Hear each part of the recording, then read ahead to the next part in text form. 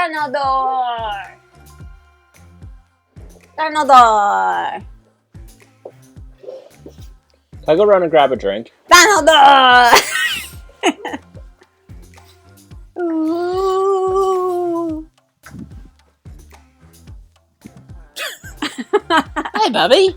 Get a husky, they said. It'll be great. Do you hear her?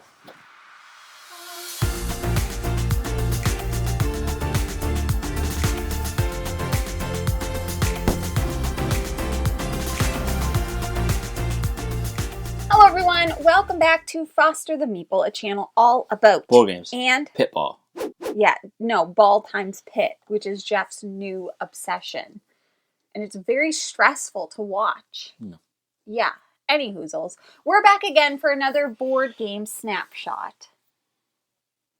Oh, I forgot. Baja! How? Baja! For anybody that doesn't know, our board game snapshot series is a video where we do some mini reviews. And today, typically we do 5, but we've got a couple extras today because there's one that kind of came out in a grouping. There's 3 in a grouping. So we're going to pretend that they're 1, but we're going to do the 3 of them. We'll get there, Jeff. Don't be so confused. There was only 2. No, we'll let you know if any of these games were sent to us, starting with the first game, which was sent to us, T-Witches from the OP. T-dubs. OP just happens to be one of our channel sponsors. Shout out to the OP. We love the OP. Now, T-Witches is the latest release from the OP. Is and it? It's like... Is I it don't now? Actually, no. Maybe not. It came out a while ago. It just got delivered. T-Witches is a bit of like a heavier style game for the OP than what they typically put out, which they put out a lot of like lighter fare. This one's got a little bit more meat on its bones. Now, in T-Witches, everybody is playing as a different T-Witch, and you have T-pups instead of T-cups. Everything is everything? It's a pun. Is a pun in this game. Exactly. So essentially what you're doing in this game is it's kind of like action selection on a board. Mm-hmm. And there's different like zones in the board that are going to offer different actions that you can do, whether it's to gain ingredients, make tea, serve orders, a ton of different things. And there's a bunch of different sections in it, right, Jeff? Yeah, and then you have to build up your loyal Customers. tea. Loyalty. Customers of loyalty. So that you're essentially serving different customers, and then you are going to get loyal customers, and then you have to reserve those customers every round in order for them to remain loyal, because loyal customers are going to be worth more victory points. That's my hair. Loyal customers are going to be worth more victory points at the end of the game. That's kind of like a nutshell of the game. It is essentially action selection. You're going to place your thing out on the board, do that action. There's a bit of a Lazy Susan style thing in the middle that you get to like move around, which is giving you the different types of tea that you are going to have access to. And then you have a storage board, which you can expand. You can expand your storage board to put in those different teas and those different kinds of ingredients in order to make the orders. Yeah, your tea-pups. Tea-pups, exactly. Your tea-pups are getting your teas. Your tea-pups are your little workers. Yeah. Now, the question here is, did we enjoy it? Jeff, what did you think of T-Witches? I thought it was fine. Okay. Didn't blow me away. Mm-hmm. I don't think it's one I would reach to. I think it would be good. It's one of those things that if it didn't have that theme, like that cutesy, like witchy theme, would I care about it? I don't know. The theme is really doing a lot of heavy lifting on this one, I think. Sure. I like it definitely. Yeah, more it's than you. well, I mean, it's way more your type of game than my type of game. I agree. I really enjoyed it. We played it at 4 players, and what I will say about it is that it's quite long at 4 players. I would say probably 2 or 3 players is your sweet spot. But it was probably also 3 learning. players. We were teaching and stuff. We were also learning. I really enjoy it. I think theme might do a lot of the heavy lifting, but that's what I like in a game. Yeah. I play for theme over pretty much anything else. Yeah, that's fair. And it's just, for me, it's tough because, like, I don't know. I find every time there's, like, a gimmick in the hobby, and then it's like that gimmick just gets... What's the gimmick? Like the Lazy Susan thing. I love a Lazy Susan. Like, there's just so many games that are doing the Lazy Susan thing. I I did like that you could always do something. Mm-hmm. Like with the, I can't remember what those cards were called, but you could fulfill them on everyone's turn. Right. Yeah. What are they called? Yeah, it's not like special order, but kind of like a special order like card. An instant order or something. Something like and like depending on where, like you could even like, if you don't have the ingredient, but someone else is in the region to get that ingredient, you can like be like, well, I'm going to complete this because you're there. To go orders. Yeah. Yeah. God, that and there's felt also celebrities. I'm sorry. I love a pun. There's a lot of puns. There's a lot of puns. If you like puns. I also felt like this game, like, it did offer a lot. And I do think that the more you play, you're going to build that strategy. This is one of those games where you can't do everything. You can't focus on everything. And you do kind of have to worry about what everybody else is doing because there are, like, limited spots that you can go in. And so there is like player interaction. My only complaint is that I found that it ran just a little bit long, but it's beautiful. Like Sandara Tang, 10 out of 10. I think part of my issue with it was my expectation was probably pretty high. Like I remember first seeing that game at, was it a PAX? Yeah. Or was it Gen Con? I don't remember. It was one of the cons we went to, and being like, "Oh, this looks amazing," just based off of the art and that sort of thing. Do you think it was lighter than you want it to be? Yeah, I think so. I've definitely kind of, I think, progressed into my next phase of the hobby where, like, I really want, like, heavy games. Interesting. I'm not. I still like a light game you can play in 15 to 20 minutes. That's not what I'm saying. But if I'm going to play a game that's going to take, like, 2 hours... You want it to be I want it to be, like, crunchy, yeah. It was a good amount of crunch for me. So... Two different, like, if you lean more towards, like, my style of gaming, you'll probably enjoy this game. If you lean more towards Jeff's style of gaming, maybe not as much. I mean, try it for yourself. I definitely think it's worth a try, if nothing else. Yep. And once again, freaking beautiful. Next game. Jeffy, do you want to do your game? Yeah. You can show it. Hopping on the lighter fare, I got a chance to play People Power. T-Witches was sent to us for review. This one was not. From GMT Games. No, I purchased this bad boy. Correct. Myself. People Power is in the Coin Counterinsurgents line of games from GMT, and it is a 3-player coin game. People Power is, I mean, if you've played coin games, you've played People Power. Why I was interested in playing it, I did play it asynchronously with a couple of friends. Over video. Which is a great way to play and experience coin games if you don't have people locally to play with. One of my friends had mentioned that this, they would argue, it's more accessible from a mechanism standpoint than, say, Cuba Libre, which is often talked about as like the intro coin game. It's how we got into coin games. Yeah. The problem with this one is that it's 3-player. So it is lighter and easier to access, but has a kind of weird player count. Sure. But it's very similar to most coin games. Everyone's going to be playing as a faction. There is the government, there is the NPA, which is basically like the insurgent faction, and then there is the reformers, which are like, student protesters. And like, you can look up the history of this. It's about, obviously, the insurgency in the Philippines. Insurgency in the Philippines, 1981 to 1986. So there's obviously some historical theming to this game, but ultimately what you're trying to do is meet your victory threshold over a series of rounds, depending on when event cards come up and when elections are triggered. So in this game, the end of each round is dictated by an election card. Oh, interesting. There is a little bit of difference in this game that I really enjoyed. There's kind of like these, they're not called momentum cards, but they give each faction momentum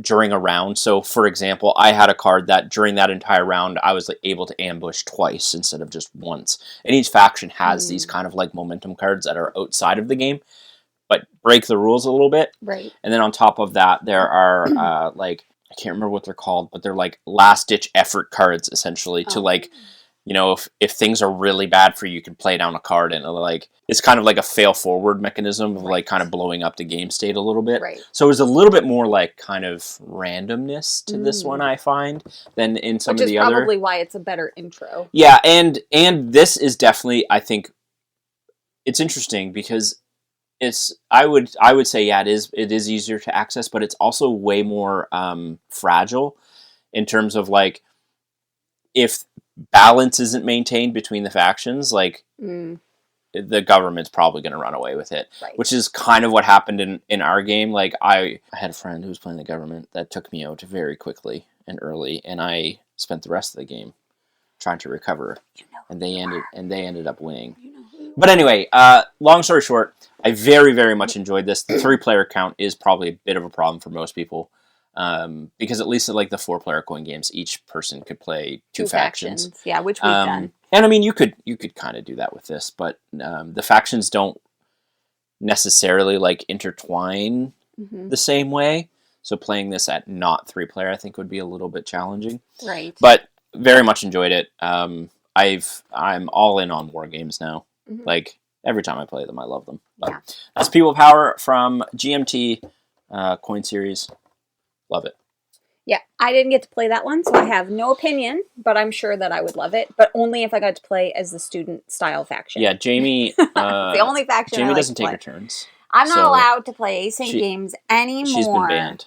I can't play Root. I can't play Imperium. I can't play coin games. Before everyone jumps in the comments to provide Jamie sympathy, I'm not allowed to can play. you Nobody acknowledge... wants to play with me. Can you acknowledge No. that it is justified? I can't take responsibilities for my actions. Because it'll be Jamie's root turn, and I'll be like, hey, Jamie, it's been your turn for 2 days. She'll be like, don't tell me what to do. Yeah, I don't like being told what to do. That's the problem. That's the real factor here. And as soon as someone's like, you have to take your turn, I'm like, I'll take it when I'm ready. And it's already been a week. I'll be ready when I'm ready. Before we get into the next game, I do just want to give a shout out to our monthly sponsor, Chadicus Roboticus, who would never pressure me into taking a turn until I was good and ready. He absolutely would. Right, Chadicus? And he would in person. Well, we're going to have a few very special videos dedicated to Chadicus Roboticus this month, in the month of November. I don't think I've ever heard you reference Chadicus's full name. Handle. His Discord legally handle. given birth name. Chadicus Roboticus. We did check his birth certificate. It is accurate. Correct. And I do want to just point out in the description of this video, we have some links and shout outs for local game cafe, as well as links to support the World Down Syndrome Day. Okay. So there's links there. Love that. We love it. So links there if you want to support, and there's lots of information to check out. But shout out to Chadicus for being this month's sponsor and for being an awesome member of our community. Yeah, Very active. Thank you, Chadicus Roboticus. Roboticus. Wonder what his middle name is. Metallicus. Yeah, Roboticus. That's probably it. You're right. So the next 2 games I'm going to group together. Sure. We're going to have to talk about them a little bit separately, but these games were sent to us from Bitewing Games. Bitewing makes great games. The games are Ichor and Iliad. Now this pairing kind of came out around the same time. I believe it was like part of a Kickstarter, but they're both Reiner Knizia games. Okay. Now, maybe I'll talk about one and you talk about the other. Sure. I don't remember which is which. Iliad is the one that you learned, and I learned Ichor. Yeah. Okay. I think. We should probably look. Check that. Nope. I am going to talk about Iliad, and Jeff will talk about Ichor. We'll both talk about whether or not we like them. But these are both abstract strategy games. Knizia Special. Knizia Special. So 2-player. 2-player only. In Iliad, you have a grid. It's like a bit of a checkerboard. Yep. And on that board, every player is going to be putting out different tiles. And the tiles are going to be in a little shuffled deck, and you're going to have 2 in your hand at a time. The tiles are going to have different numbers on them, and some of those numbers also have special abilities that will trigger when you place them. The trick here is that you have to place them kind of in a checkerboard style. So like if the red player is here, then blue player can only go orthogonally adjacent to a red player. The board's all color-coded, so you can only place in your color. Basically, yes. Yeah. So how that works then is you're going to place out a tile from the 2 you have in your hand, and if it has an ability, you may trigger that ability. The abilities are things like move somebody else's tile from that row, move one of your own tiles from that row, flip your tile and somebody else's tile over. What you're trying to do is you're trying to complete rows and columns in order to score them. And at the top and bottom of each column and at each side of the rows are success tokens. And what you're trying to do is get majority on the row or column so that you get first choice of which success token you get. Now, the success tokens are positive points, but they could also be negative points. They could be representative of God tokens, which there's one of the tiles that allows you to like switch with certain God tokens that have been placed out at the beginning of the game. And you are trying to, first of all, you're filling the board. That's how the game ends. But you're trying to get one of each God token. There's 5 of them, or 4 different God tokens and 2 marriage tokens, or if nobody achieves those things, because those are win conditions, then it's going to be whoever has the most points. Or if both people achieve them. Or if both, exactly. Then it's whoever has the most points. And you can only count like 1 from each God token. So if you have Your 3 highest, blue, then you can only count, your highest. And then that's the game. It is extremely easy to learn. Yes. Very hard to master. Yes. I suck at these games. There, I said it. You killed me. But didn't you? No, I beat you. Yeah, you beat. I have not won. And then Ben crushed both of us. Yes. So let's talk about this one first before we get into Ichor. I really enjoy this one. Not your favorite. Yeah, not. And we're basically comparing them against each other, which isn't really fair. Yeah, I mean, they're 2 different types of games, but like if I'm picking one or the other, I'm picking the one I'm going to talk about here shortly. Yeah. It was great. I love little like Knizia 2-player board games. So real brain burner. The bar is high. This one just didn't quite hit for me. It's just not how my brain works. It's beautiful. I love the art on it, and I actually like the gameplay. I like that instead of just trying to get points. I mean, obviously you want points if there's a tiebreaker. Yeah. But instead of that, you're really just trying to get different gods. Yeah. Because when I first set it up, I was like, oh, we're just going for points. Okay, well, that's going to be easy. But it isn't actually that. No, it's a lot more complicated than it seems in terms of like actually winning the game. And the strategy is deep. And it really is a brain burner. And I think this could be a lifestyle game for people. Like they could have like a few lifestyle games of these like little abstract strategy games. And if you like the theme, then this could be really a good fit for you. But it's quick. It's very quick. Both of these games are very quick. Both of these games are very quick. My only, I guess, like downfall of this one is that there's not a lot of variability in it in comparison to the other one. Yeah, Once again, agreed. it's tough because we've played them back to back. We played both of them multiple times on the same day with each other and then with Ben. Yep. And I really enjoy this one. But I do think that Ichor is the favorite between the two of both of us. So Jeff, tell the people about. Well, I just want to quickly say one more thing about Iliad. What I found too, like in terms of like depth of strategy, is when you get close to endgame, there's only a certain amount because there's placement rules and all of these things. Yeah. So there's only like so many spaces you can place your characters. Correct. And if you're stuck with like bad characters in those moments, you really can't do anything. Right, bad tiles. So like you kind of have to plan for that end game to make sure you have the correct characters in order to play out, to do the things you want to do at the end of the game. But it's tough because you only have 2. So you can't like necessarily hold on to one tile the whole game in hopes that it may turn out to be beneficial at the end of the game. So there's a fair amount to think about in that game, in my opinion. I also want to mention, if you struggle with colors, yes, I typically don't, but the red and the blue are weirdly similar. Yeah. And the god all of colors the art are a bit is the same, I think. yeah. And I struggled a little bit. Like I would be placing it or moving. That's somebody never else's, a thing I think about, and I should, because it's important to a lot of people. Yeah. But yeah, I struggled a little bit with that game. Yeah. Just at quick glances, like wait, like it's hard to quickly identify what's what. You could always look at the bottom. It's a bit more obvious, but like the top two might find a little harder. So Ichor. Ichor is another Knizia 2-player small box game. It's got some like Lord of the Rings Confrontation vibes to it, just which is another Knizia game. with how movement works. But ultimately, this is a area control game, and it has asymmetrical characters. So one person is playing as the gods, one person is playing as like the beasts, the mythological beasts, and each one of these characters has an asynchronous ability, the way it's going to move and interact with the board. The board, think of it like as a chessboard, and there's two sides. One's a 6x6, I think, and one's a 7x7, just to increase length of game if you so choose. But ultimately, all of these characters are going to move or have a special ability that you can trigger once per game. So you can always move as far as possible in a straight line or side to side. Straight line, horizontal or vertical. You can't go through characters or go over them or anything like that. So if you go through a wall, or once you hit the end of the board, you can't keep going and then come back the other side.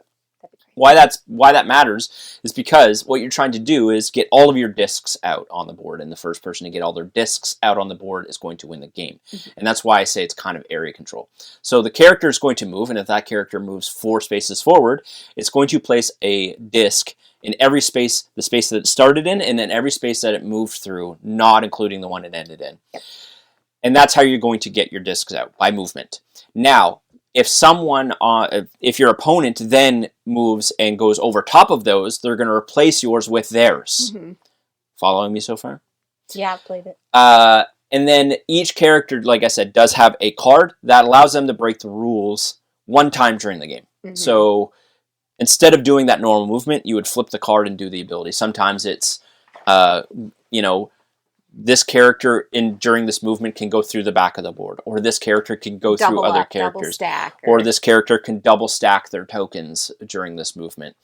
It is very chess-like and has a lot of variability because there's a bunch of characters, and you're going to effectively randomly draw 6 or 7, depending on which side you're playing on, and use those characters for that game. And there's more than 7 characters. There's like, a lot of characters. I can't remember. I think there might be 12 characters for each side.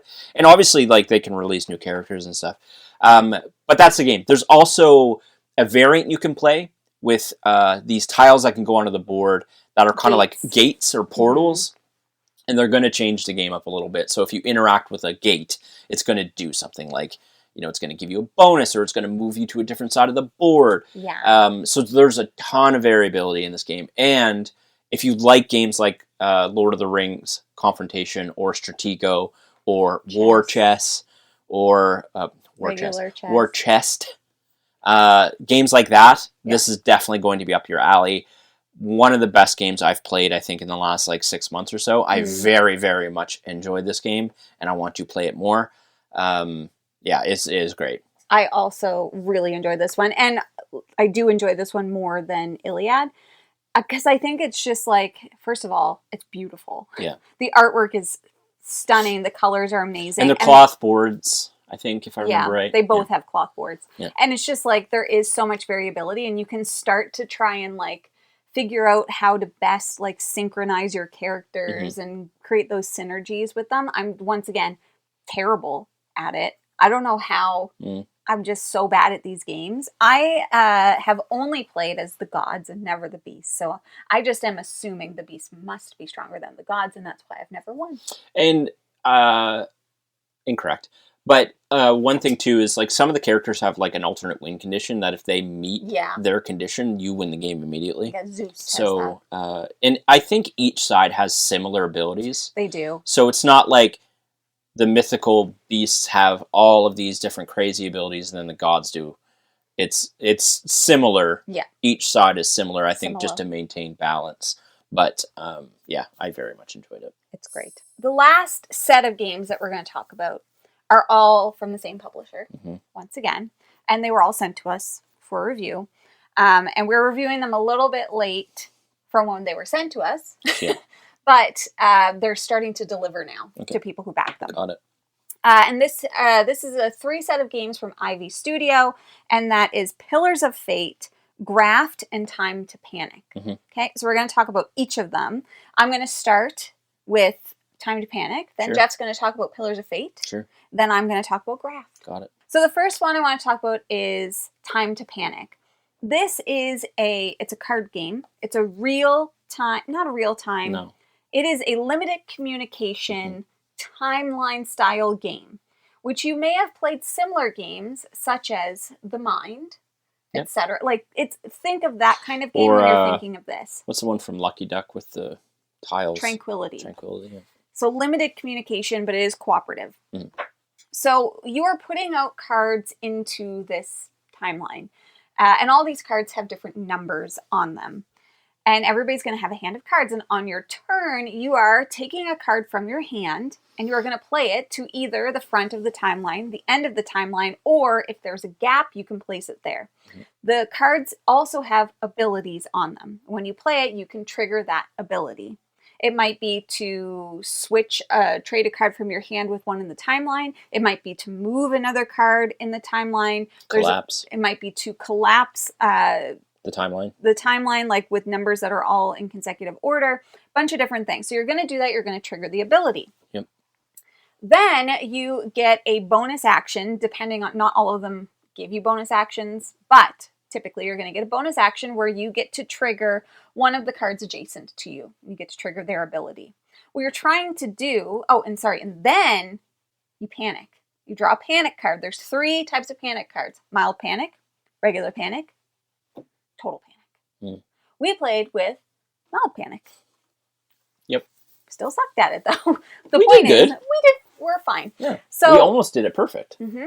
What you're trying to do is you are trying to get the numbers in the timeline in a proper order. It doesn't have to be like 1, 2, 3, 4, 5, but they have to be in ascending order as a totality, essentially. And the cards go up to go up to, I think, 106 or 36. I thought it was 80.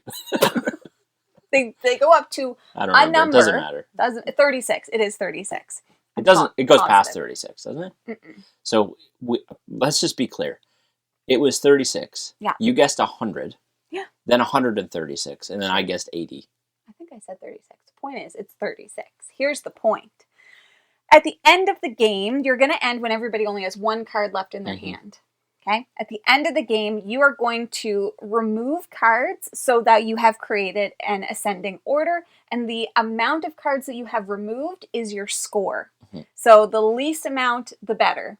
So if you pull like 0, then it's perfect. Or 1 to 2 is something, and 3 to 4, whatever. I think we pulled 2. We pulled out 2, so we actually did pretty good. Yeah.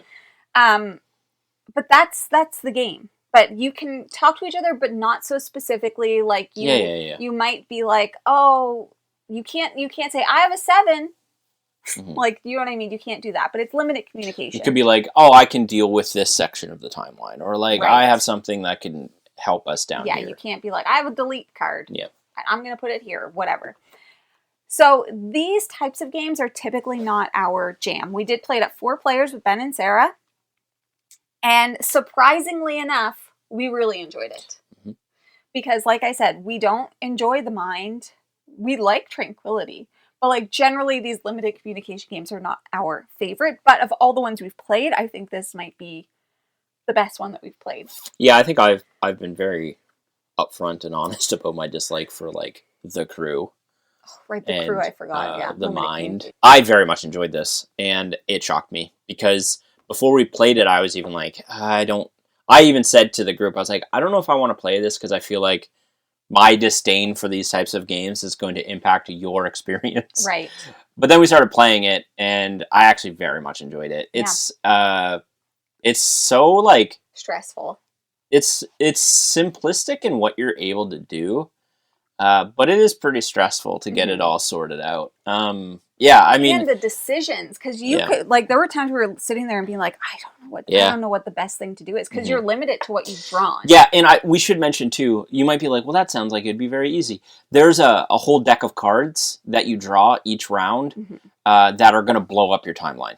So the panic cards. The panic cards. Did you mention that? Yeah. Oh, sorry. So those panic cards are really like detrimental. Yeah. So like events. Yeah. You're going to do stuff on your turn to like fix the timeline and be like, oh yeah, we're in a great spot. And then you pull a panic card and it's like, shuffle. like undo everything you just did. Yeah. Essentially. And it gets really hard at the end of the game. Like we were kind of like late game and I was like, oh man, like we're doing so good. And then we just got these series of panic cards that like, it was like, oh my God, we are never... I really like when games make you feel like you're not going to win. Yeah. But then like certain things just kind of all come together and culminate in like a bunch of good turns. Yeah. I really liked it. And it shocked me. It's probably the most shocking of maybe this year, to be honest. This is just not my type of game. Yeah. I think we all enjoyed it. Yeah. Yeah. All right. So next up we have Pillars of Fate, which I didn't play. Jeff played it with Ben. Yeah. Pillars of Fate is another in the series of like the Veiled Fate, the Scales of Fate, etc. Yeah. It's a small box card game, lane battler. So a la Air, Land, and Sea. Trying to think of some others. Katamai. Yeah. Rift Force. That was Shot and Totten. That was the other Shot and Totten, yeah. So a la those types of games. The interesting like mechanism here though is like you're going to be playing cards face up and face down depending on certain situations that are going to happen, and you all also have like a bonus card or bonus cards that you're going to draft between the two players to start the game that are just like more powerful or might have like more abilities, that sort of thing. And ultimately why it's unique is because depending on which lane you play your cards down, there's a number on your cards and then there are the fate symbols. And each lane is going to dictate, like each fate symbol is going to give you a different win condition for that lane. And sometimes it's negative. So not only are you just looking at your power between the lane and being like, well, I have 13 power, you have 10, I win this lane.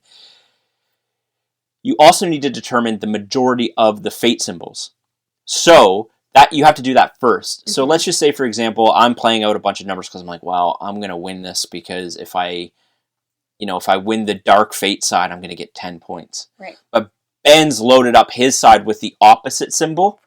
And then you flip all your cards and it's like, well, actually I can't remember what the symbols are called, so I'm just going to say light and dark. The light side one, like so the light side one, which is negative points, you have the most power, you're going to get the negative points. So, and again, there's cards face down, so you don't know the information. Right. You can really like play a lane just to screw the other player. Right. It was very good. It's just a race for points. You play over 3 rounds. And whoever has the most points wins based off of those lanes. I very much enjoyed it. If you like lane battlers, I definitely recommend it. Very much enjoyed it. It feels like there are layers to the like Pillars of Fate, Scales of Fate, Veiled Fate. Like there's layers to this world. They're really leaning into the like that like literally the scale mechanism of like the light dark side of things and like negative points and positive points and manipulation and that sort of thing. Got it.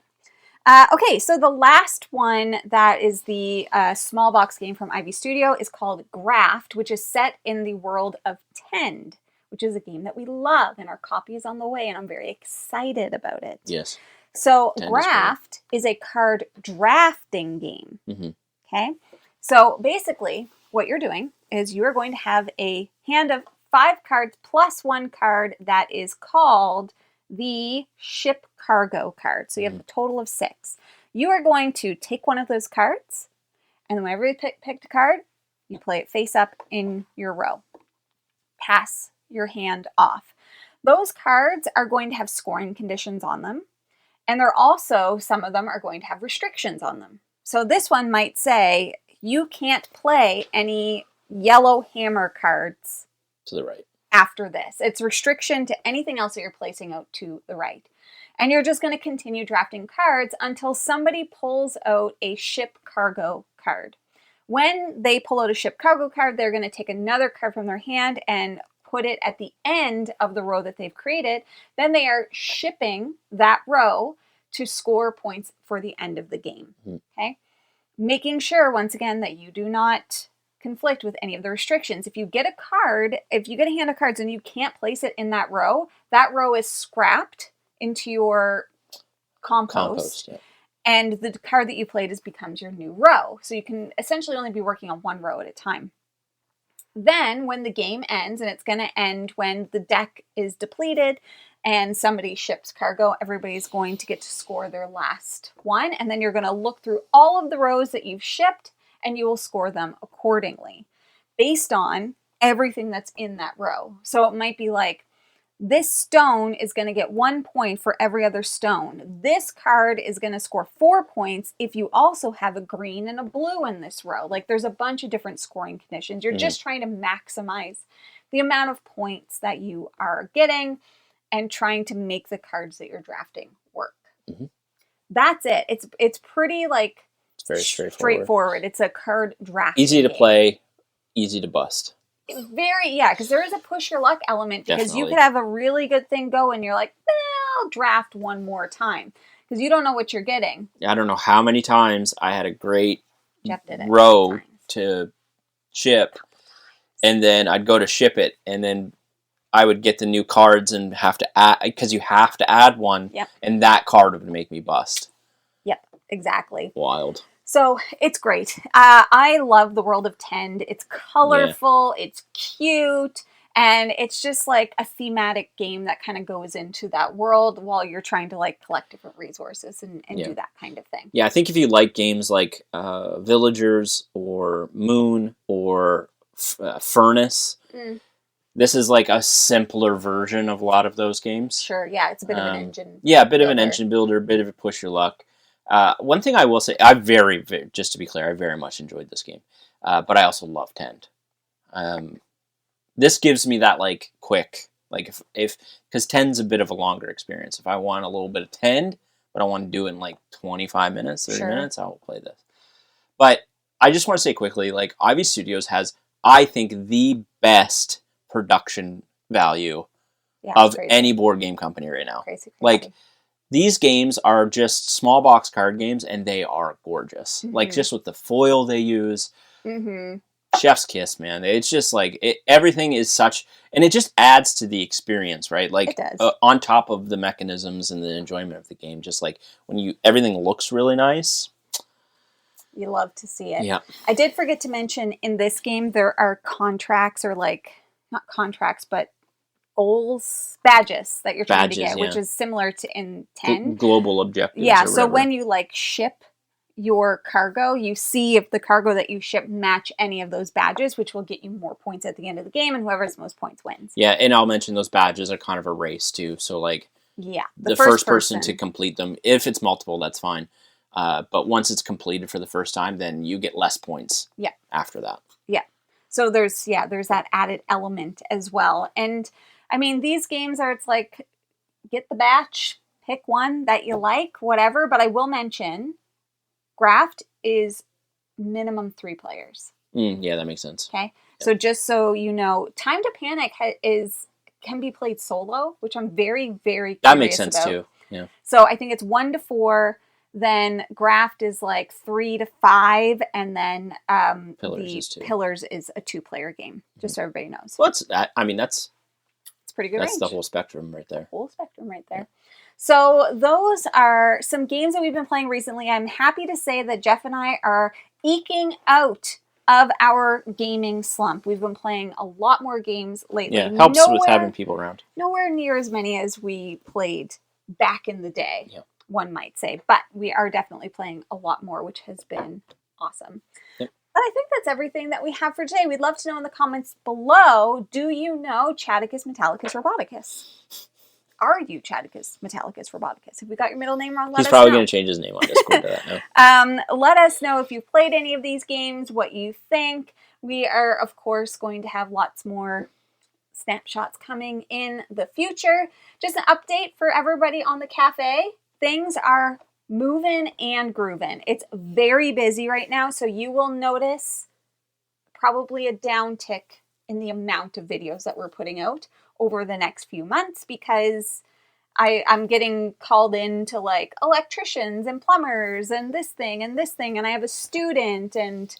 And are you going to say it? We don't know what's going to be happening? We don't know what's going to be happening. After the cafe the opens? World in general. In terms of like our ability to keep up the velocity of videos after the cafe opens. So yeah. But we'll have more about that in the future. When we figure it out. And we will also have a video coming soon of an announcement for the 2026 Foster the Gameathon. We're going to do a whole video about it. Mm-hmm. That is everything that we have for you today. Now, if you're interested in buying board games like any of the many we mentioned today, you should first start by checking out your friendly local gaming store. And for us, that is... the Boardroom Game Cafe. And if you like what you see... please subscribe. Hope to see you again soon. And now we say goodbye. Goodbye! Better days.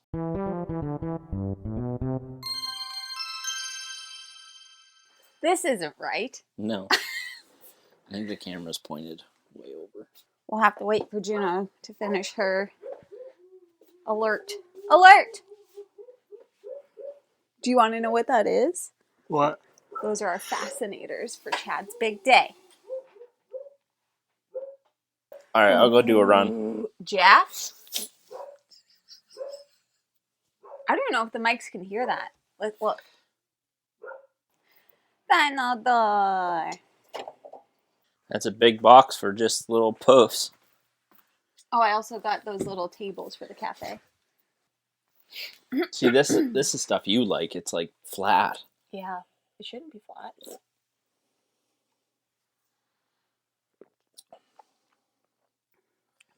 not flat. Yeah, it's completely flat.